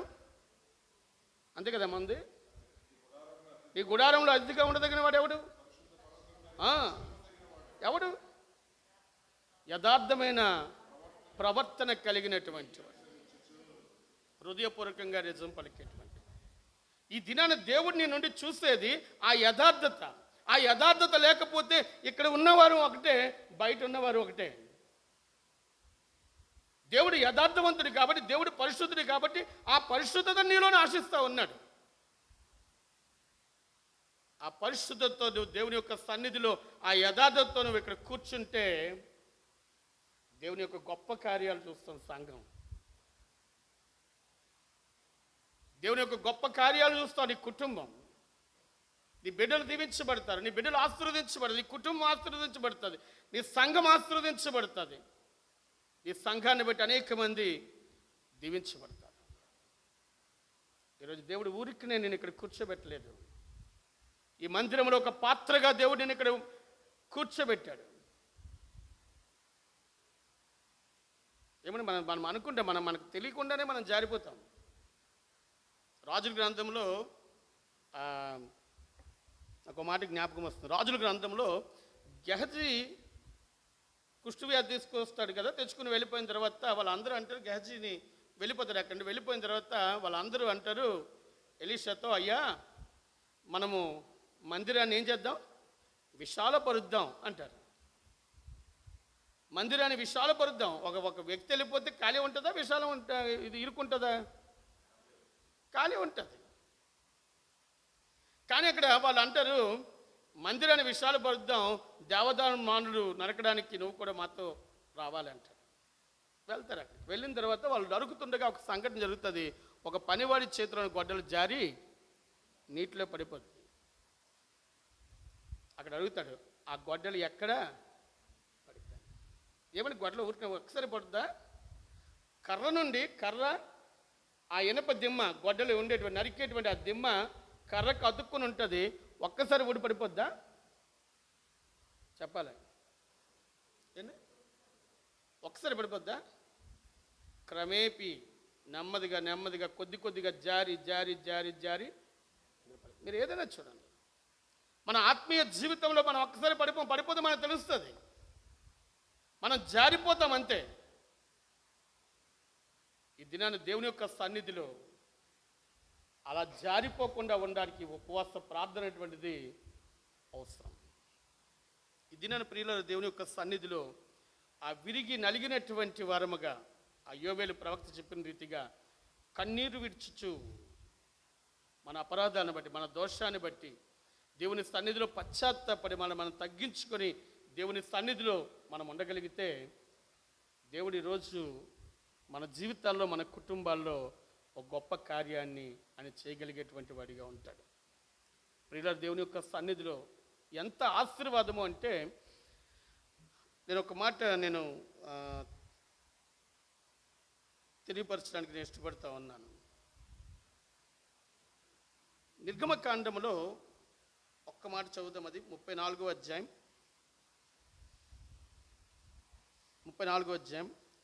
27, 28 వచనాలు. ఉమ్,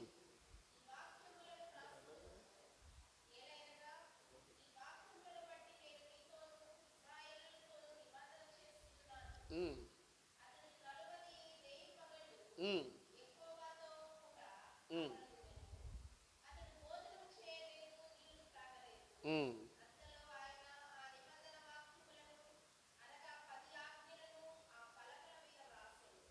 ఉమ్,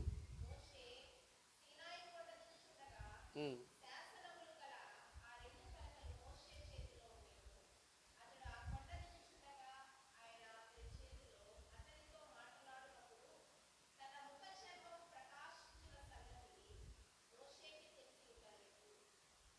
ఏమైందటండి?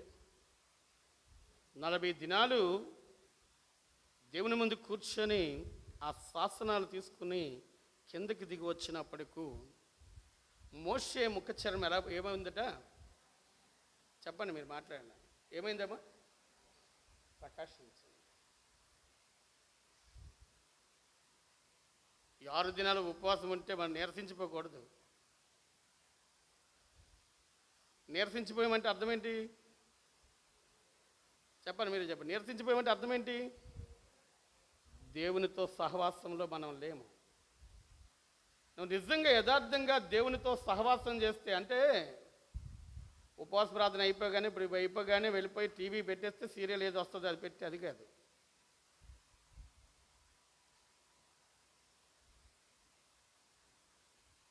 చాలా ప్రాముఖ్యం గమనించండి. అందుకే అక్కడ యోవేలు గ్రంథంలో రాసిన, మత్తయి సువార్తలో రాసిన, యెషయా గ్రంథము 58వ అధ్యాయంలో రాసిన ఒక మాట, ఉపవాస దినమును ఏం చేయమన్నాడు అక్కడ? ప్రతిష్ఠించుడి. అక్కడ వ్రత దినం కోసం కూడా మాట్లాడాడు. ప్రతిష్ఠించాలి.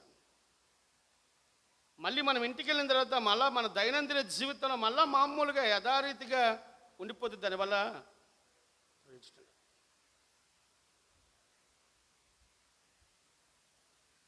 ఆ పరిశుద్ధత ఏంటో, దేవుని యొక్క శక్తి ఏంటో మనలో ఇనుమడింప చేయగలిగినప్పుడు ఆ అనుభవం వేరుగా ఉంటుంది. ఆ దేవుని యొక్క ప్రసన్నత మన మీద ఉన్నప్పుడు, దేవుని ఆత్మచేత మనం నింపబడినటువంటి వారిగా ఉన్నప్పుడు ఆ అనుభవం వేరుగా ఉంటుంది. దేవుడు అనుభవంలోకి నేను నడిపించాలని దేవుడు ఆశపడుతూ ఉన్నప్పుడు నువ్వు మరలా ఇక్కడ మండించబడి ఇంటికి వెళ్ళి మళ్ళీ నువ్వు ఆరిపోయేటువంటి దీపంలాగా ఉండకూడదు. అందుకే పాత నిబంధనలో ఒక మాట అంటాడు, బలిపీఠం మీద నిత్యము అగ్ని మండుచుండవలెను, అది ఆరిపోకూడదు. నీలో ఉన్నటువంటి దేవుని యొక్క ఆత్మ, నీలో ఉన్నటువంటి ఆ ప్రసన్నత ఆరిపోవడానికి వీల్లేదు. అది మండుతూ ఉండాలి. అది మండుతూ ఉంటే ఇదిగో లోక సంబంధమైనది ఏది కూడా నీ దగ్గరికి రాదు. లోక సంబంధమైనది ఏది కూడా నిన్ను ఆర్పజాలదు అనేటువంటి సత్యాన్ని మనం గమనించాలి. ఈరోజు దేవుని యొక్క సన్నిధిలో మనం జ్ఞాపకం చేసుకోవాలి, మండేటువంటి వారిగా ఉండాలి. ఈరోజు నేను క్లుప్తంగా ముగిస్తూ ఉన్నాను. రేపటి దినాన్ని ఇంకొంచెం లోతుగా నేను మీతో మాట్లాడడానికి ప్రయత్నం చేస్తాను. ఈరోజు కేవలం నేను ఉపవాసం కోసమే, ప్రారంభ దినం కాబట్టి ఉపవాసం అనేటువంటిది ఎలా ఉండాలి అనే దానికోసం మాట్లాడాలి. ఆ ఉండడం వల్ల మనకు వచ్చేటువంటి ఉపయోగం ఏంటి, లాభం ఏంటి అనేటువంటి దానికోసం మాట్లాడాలి. ఎప్పుడైతే దేవునితో సహవాసం చేస్తామో, మోషే సహవాసం చేస్తాడో, మోషే ముఖం ఎలా ఉందట? ప్రకాశించింది. మనకు లోకంలో సామెత ఉంది కదా, 6 నెలలు సహవాసం చేస్తే వాళ్ళే వీలవుతారట. మీరు చూడండి, మ్యాగ్నెట్ తెలుసు కదా, అయస్కాంతం. అయస్కాంతంతో ఒక ఇనప ముక్కని ఏదైనా ఇలా కానీ తర్వాత దాని పవరు ఇనప ముక్క కూడా కొద్దిగా వస్తుంది. కాసేపు దాన్ని ఆ రెండింటిని పామితాయి కదా. ఈ చిన్నప్పుడు ఇలా చేసేవారం కదా. మరి ఈరోజు దేవునితో సహవాసం చేస్తే దేవునికి ఉన్నటువంటి ప్రసన్నత, దేవుని యొక్క తేజోమయమైనటువంటి దేవాది దేవుడు, ఆయన ముఖ కాంతి నీ మీద ప్రసరిస్తూ ఉన్నప్పుడు ఆ ముఖ కాంతిలో వెలిగించబడేటువంటి వ్యక్తిగా నువ్వు ఉంటావు. ఈరోజు నువ్వు ఈ ఉపవాస దినాలు 6 దినాలు నువ్వు అలా కూర్చోవాలి. ఈ 6 దినాలు పూర్తయిన తర్వాత ఇదిగో నీకు తెలియనటువంటి ఆ శ్రేష్టమైనటువంటి ఆధ్యాత్మిక శక్తి చేత నువ్వు నింపబడినప్పుడు నువ్వు ఏది అడిగితే అది దేవుడు నీకు ఇచ్చేవాడిగా ఉంటాడు. ఉపవాసము ఏంటి అంటే నువ్వు అడిగినటువంటి విన్నపాన్ని దేవుని దగ్గర నుండి అతి త్వరగా నీ దగ్గరకు తీసుకొచ్చేటువంటి సాధనం. ఉపవాసం అనేటువంటిది మన ఆధ్యాత్మిక జీవితంలో ఊపిరి లాంటిది. కాబట్టి ఈరోజు మనము దేవుని సన్నిధిలో ఆయన దగ్గర మోషే ఎలాగైతే 40 దినాలు రాత్రింబగళ్ళు అన్నపానములు పుచ్చుకోలేనటువంటి వాడిగా ఉన్నాడు, నిరసించిపోయాడా? సినాయి కొండ నుంచి దిగొచ్చి రాగలిగినటువంటి వాడు 40 దినాలు అన్నపానాలు లేకుండా ఉన్నాడు. ఈరోజు మన దృష్టి, మన ఆలోచన అక్కల మీద కాదు, దేవుని యొక్క ప్రసన్నతను పొందడం కోసం. మీరు ఇంటికి వెళ్ళిన తర్వాత కూడా ప్రార్థన చేయండి, అయ్యా ఈ 6 దినాలు కూడా నాతో మాట్లాడు. ఏ ఒక్కరోజు వృధా అయిపోవడానికి వీల్లేదు. ఏ ఒక్కరోజు, ఏ ఒక్క సమయంలో కూడా దేవుని యొక్క ప్రసన్నత నా నుండి తొలగిపోవడానికి వీల్లేదు. ప్రభువా నన్ను బలపరచు, నా ద్వారా సంఘాన్ని బలపరచు. అనేక మంది ఆత్మీయ జీవితంలో బలపరచబడ్డానికి కూడికలు ఉండాలని, దాని కొరకు నువ్వు ఒక పాత్రగా వాడబడాలి. ఈ దినాన దేవుని యొక్క సన్నిధిలో అటువంటి శ్రేష్టమైనటువంటి పాత్రగా మనం వాడబడాలి మందిరంలో. నేను ఎప్పుడూ ఒక మాట చెప్తాను. సిబిఎం చర్చ్లో ఉన్నప్పుడు నేను బూజులు దులిపేవాడిని, పెయింట్ వేసేవాడిని, సున్నం వేసేవాడిని. ఎవరిని మనుషులు పెట్టేవాళ్ళం కాదు, సున్నం వేసేవాడిని. ఇప్పుడున్న కొత్త చర్చ్ బేస్మెంట్ దగ్గర నుంచి స్లాబ్ లెవెల్ వరకు నేనే చేయించాను. చేయించి పని అప్పగించేసి నేను బయటికి వెళ్ళిపోయాను. వెళ్ళిపోయిన తర్వాత రకరకాలుగా అయిపోయింది. నేను ట్రైనింగ్కి వెళ్ళిపోయాను. ఇంకా చదదులిపాను. నేను ఎప్పుడు చెప్పినా చెప్తాను, అది చేసే దేవుని మందిరంలో ఆ పాత్రగా నేను వాడబడ్డాను. కాబట్టి దేవుడు ఈరోజు నన్ను ఇలా ఈ స్థాయిలో దేవుడు నన్ను ఉంచాడు. మీరు నమ్ముతారా? నాకంటే పెద్ద పెద్ద దైవజనులు ఉన్నారు, నాకంటే పెద్ద పెద్ద దైవజనులు ఉన్నారు.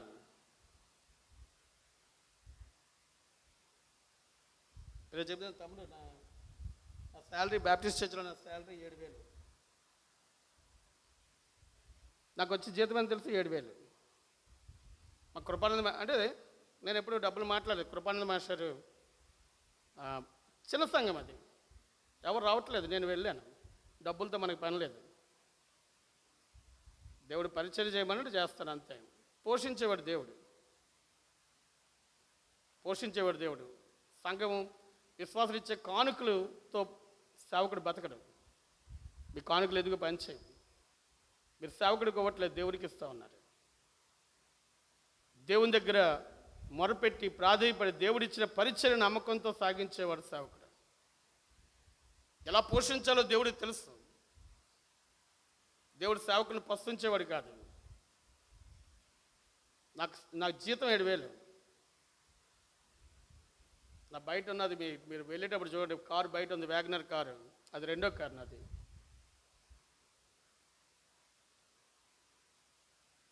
దాని ఈఎంఐ నెలకి 9,000. ఎలా కడుతున్నానంటే నేను ఆడి దగ్గరికి ఈ దగ్గర పరిగెట్టి పారిపోయి చేతులు చేపను. నా ప్రిన్సిపల్ అది కాదు. దేవుని ఒక మాట అడిగాను, ప్రభువా సేవకు వస్తే నువ్వు నన్ను పోషించాలి అంతే, నీకు అవమానకరంగానే ఉండకూడదు. నేను వస్తుంటే నీకు అవమానం. నేను ఎవరి దగ్గర చేయి చేపను, ఎవరి దగ్గర పడితే వాడి దగ్గర నేను వెళ్ళను. దేవుని అడిగాను, అదే కమిట్మెంట్ ఈ రోజుకి. నా సంఘ విశ్వాసుల దగ్గర తప్ప నేను ఎవరి దగ్గరికి నేను విజిటింగ్కి వెళ్ళను. వాళ్ళు ఇచ్చే, ఒకవేళ ఎవరితోనే వెళ్ళినా ప్రార్థన చేసిన వాళ్ళు కానుకిచ్చినా నేను తీసుకోను. అది నా దేవుని దగ్గర నేను ప్రమాణం చేసి నేను వచ్చాను. అయినా నువ్వు నన్ను పోషించాలి అంతే, నేను సిగ్గుపడకూడదు. దేవుడు నన్ను అలాగే ఉంచాడు. కోవిడ్లో 5 పైసలు నా దగ్గర 2020 సంవత్సరంలో నేను తీసుకున్నాను కారు. ఫస్ట్ కారు మార్చేసాను, మళ్ళీ మొన్న గత 3 నెలల కిందట మళ్ళీ కొత్త కారు తీసుకున్నాను. మా మాస్టర్ అంటారు, కృపాద మాస్టర్ అంటారు, పాస్టర్ గారు ఎలా?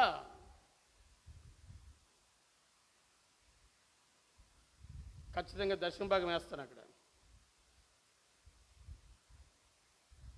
వద్దండి, మేము ఇచ్చింది తక్కువ, మీరు కానుక వేయొద్దండి. మీరెవరు చెప్పడానికండి?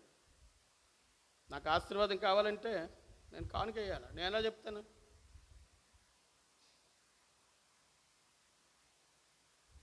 దేవుని దగ్గర మనం ఆ నమ్మకత్వం కలిగి ఉంటే దేవుడు మనం దీవిస్తాడు. ఆ యథార్థమైనటువంటి హృదయం ఎప్పుడైతే ఆయనతో మనం సహవాసం చేస్తామో దేవుడు మనం ప్రకాశింపజేసేటువంటి వాడు.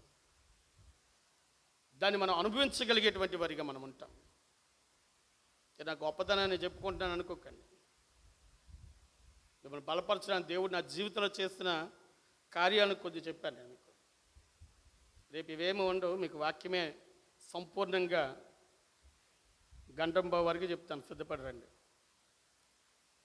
దేవుడి యొక్క సన్నిధిలో ఈ 6 దినాలు కూడా దేవుడు మిమ్మల్ని మరింత బలపరిచి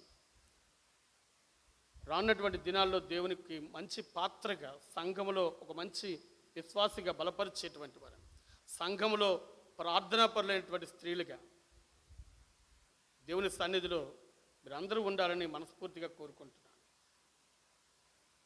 మనకి ఇవ్వబడిన సమయాన్ని వ్యర్థపరచుకోకుండా దేవుని సన్నిధిలో ఉపవాసం ఉన్నారు. మీరు ఉపవాసం ఉన్నదానికి సార్థకత మీ గృహాల దగ్గర కూడా మీరు ప్రార్థన చేయండి. ప్రార్థన మానేస్తే మనలో సాతాను బలపరచబడతాడు, మనం ఆధ్యాత్మికంగా బలపరచబడలేం. ఎస్తేరు ఉపవాసంతో కార్యాన్ని జరిగించుకుంది.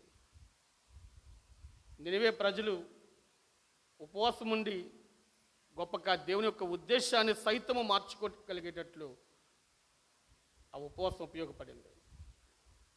మోషే యొక్క ఉపవాసము తన ముఖం ప్రకాశించేసేటట్లు చేసింది.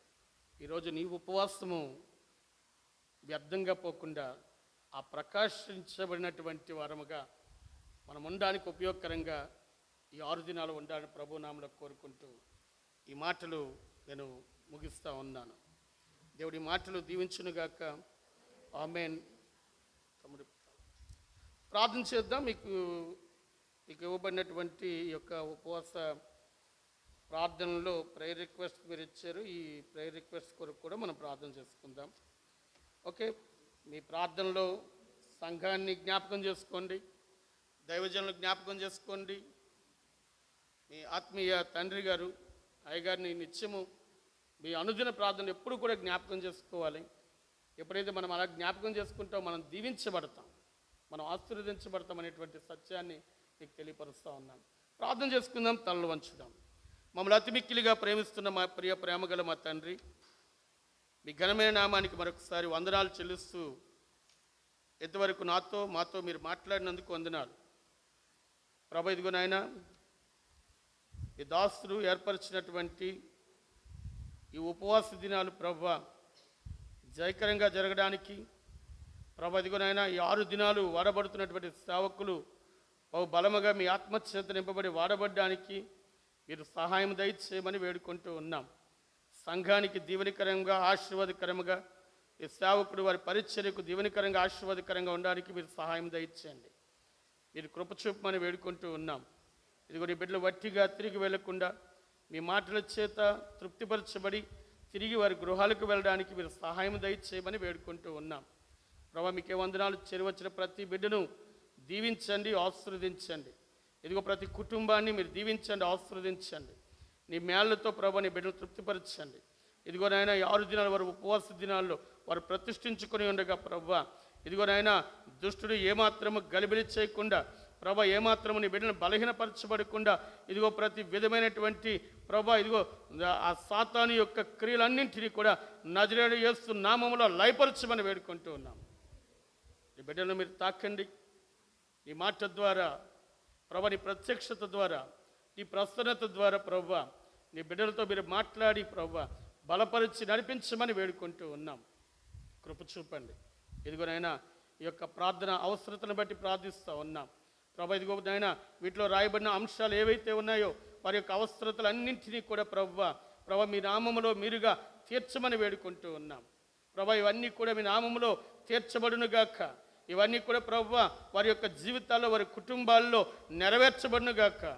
ప్రభా ఇదిగో సమయంలో నీ దీవెన ఆశీర్వాదాన్ని బిడ్డల మీద కుమ్మరించమని వేడుకుంటూ ఉన్నాం. ఇదిగో ప్రభా సంఘం ప్రభా ఇదిగోనైనా సావుకుని బట్టి ప్రార్థిస్తూ ఉన్నాం. తన కుటుంబాన్ని మీరు దీవించండి, ఆశీర్వదించండి. తను చేస్తున్న పరిచర్ని మీరు దీవించండి, ఆశీర్వదించండి. ఫలవంతమైనటువంటి పరిచర్య ఇదిగో ప్రభువా ఇగో ఈ గ్రామంలో ప్రభా ఈ ప్రాంతంలో ప్రభా అనేక మందికి ఆశీర్వాదకరంగా ప్రభువా ఈ స్థలాన్ని ఈ మందిరాన్ని నీ సేవకుని నిలబెట్టారు. అందరూ బట్టి మీకు వందనాలు చెల్లిస్తూ ఉన్నాం. ప్రభా అనేక మంది వెలిగించబడ్డానికి మీరు సహాయం దయచేయండి. అనేక ఆత్మలు ప్రభువా ఈ మందిరంలోకి ప్రభువా రావడానికి మీరు సహాయం దయచేయమని వేడుకుంటూ ఉన్నాం. ఈ మందిరాన్ని ప్రభువా మీరు విశాలపరచమని వేడుకుంటూ ఉన్నాం. వారి పరిచర్ని మీరు విశాలపరచమని వేడుకుంటూ ఉన్నాం. మీరే దీవించి ఆశీర్వదించండి. ప్రభు ఇదిగో తండ్రి గారు పాలరాజయ్య గారిని బట్టి ప్రార్థిస్తూ ఉన్నాం. ఇదిగో నాయన మీరు దీవించండి, బలపరచండి. మంచి ఆరోగ్యము, శక్తి, బలాన్ని మీరు దయచేయండి. ఇదిగో వారు వేస్తున్నటువంటి విత్తనం ఈరోజు ప్రభువా బహు ఘనమైనటువంటి పరిచర్యగా ప్రభువా ఇదిగో ఈ స్థలంలో ప్రభువా జరుగుతూ ఉండగా ప్రభువా వారు వేస్తున్నటువంటి విత్తనము అభివృద్ధి చెంది ప్రభువా విస్తరించి ప్రభువా ఇదిగో నాయన శాఖోపశాఖలుగా ప్రభువా వర్ధిల్లుతుండగా మీ దీవెన ఆశీర్వాదాన్ని దాసుని మీద కుమ్మరించండి. వారి మోకాల అనుభవం ద్వారా కట్టబడిన సంఘాన్ని ప్రభు వారి మోకాల అనుభవం ద్వారా రక్షించుకున్నటువంటి ప్రతి ఆత్మను కూడా ప్రభు మీరు బలపరిచి నడిపించమని వేడుకోండి.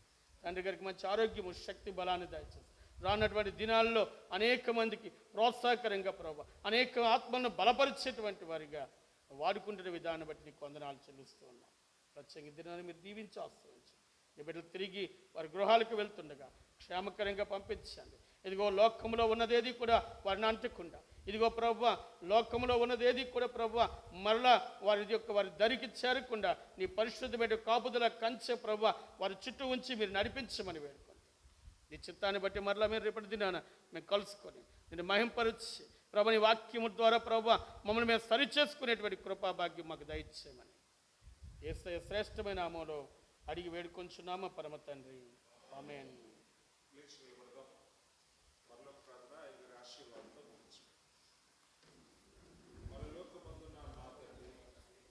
నామం పరిశుద్ధపరచబడునుగాక, నీ రాజ్యం వచ్చునుగాక, నీ చిత్తం పరలోకమందు నెరవేరినట్టు భూమి మీద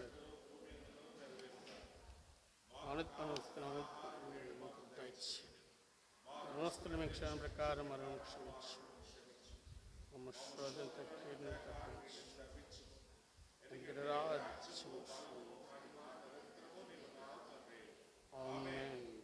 మన పరమ తండ్రి అయిన దేవుని యొక్క ప్రేమ, కుమారుడు యేసుక్రీస్తు కృప, పరిశుద్ధాత్మిక అన్యోన్య సహవాసము, సమాధానము ఇప్పుడు ఎల్లప్పుడూ సదాకాలం మనకు మన కుటుంబాలకు చేరువచ్చిన ప్రతి బిడ్డకు ఇదిగో అయ్యగారు వారి యొక్క పరిచర్యకు, వారి కుటుంబానికి, తండ్రి గారికి వారి పరిచర్యకు సదా తోడే నడిపించునుగాక.